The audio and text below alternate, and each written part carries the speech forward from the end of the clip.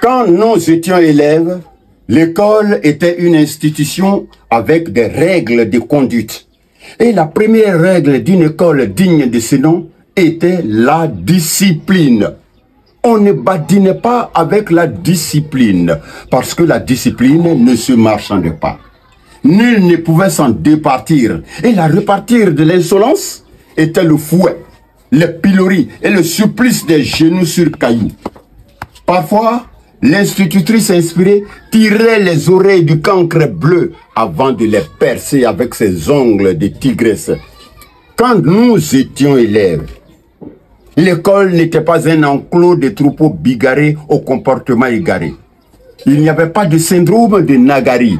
Bien sûr, les nullards et les tocards étaient renvoyés sans brassard. Les impolis et autres colis encombrants étaient traités comme des déchets toxiques. Ils étaient vite éjectés du système, comme on éjecte le pus de la gangrène, comme on éjecte le verre du fruit. Quand j'étais élève, le maître était craint parce qu'il avait du cran et de l'autorité. On ne regardait pas un maître dans les yeux. On ne ripostait pas au coup du maître, aussi cruel fut-il, parce que l'apprentissage passait par la douleur, et la douleur ne faisait pas mal aux droits de l'homme. Elle était la sanction de l'échec. Quand nous étions élèves, nous lavions à tour de rôle les toilettes nauséabondes. Nous balayions la cour de l'école à tour de rôle. Nous plantions et arrosions les arbres. Nous montions le drapeau à tour de rôle et chacun était pressé de se mettre au pied du grand mât pour entonner l'hymne national. Ah, le drapeau, symbole de la patrie, était plus qu'un morceau de tissu multicolore. Il était la raison d'être de tous et de chacun. Parce qu'on pouvait perdre sa peau, on pouvait laisser sa peau pour ce drapeau. Le drapeau pouvait immobiliser un passant aussi pressé fut-il. Même les morts intimaient à leur cortège de faire allégeance au drapeau avant de poursuivre leur ultime voyage. C'était un héritage. C'était une tradition. C'était une contrainte acceptée et partagée. Aujourd'hui, nos enfants vont à l'école comme des bœufs à l'abattoir. Ils vont à l'école pour réussir dans la vie et échouer dans la société. Un élève peut apprendre l'histoire de la Côte d'Ivoire et sortir, descendre le drapeau national et le déchirer en lambeaux comme un torchon. Et il n'y a rien. Un élève peut insulter, menacer son enseignant et le pourchasser comme un rat jusqu'à son dernier retranchement. Et il n'y a rien. Il peut même dire son amertume à la télévision nationale avec des thèmes qui défient l'autorité et le bon sens. Pour un oui ou pour un non, un groupuscule d'élèves peut tenir tête à leurs enseignants et à l'administration et faire fermer toute une école pendant des mois. Et il n'y a rien. Pendant ce temps, les institutions en charge de l'éducation de la République fonctionnent bien. L'orthodoxie tant clamée dans les politiques sonne faux. La rigueur des premiers acteurs ne vaut même pas la raideur d'inflexibles. Dans les discours, on joue à l'autruche. On maquille la plaie. Pourtant, ça pue.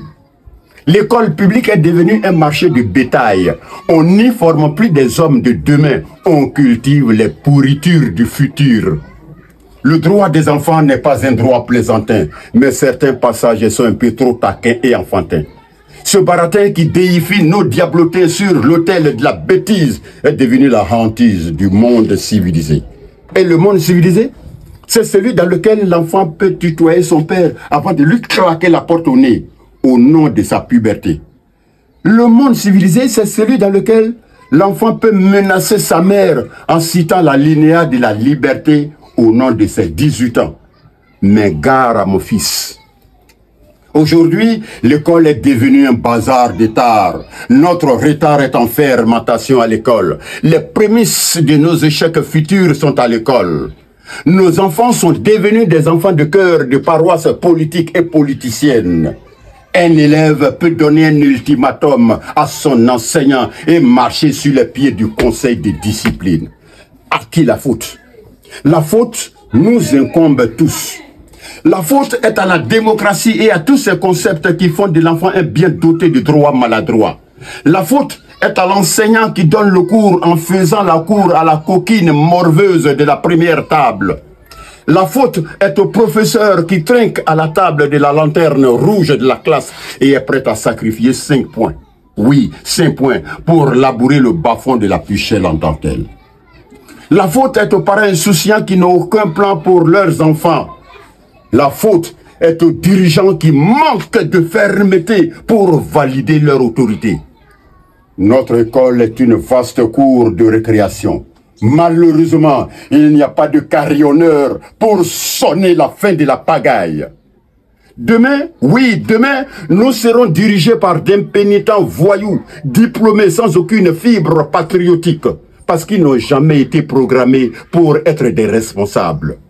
La problématique de notre école pose une réelle colle. Malgré le pactole des années folles, nous sommes toujours dans la camisole. On rafistole, on copie et on colle mal.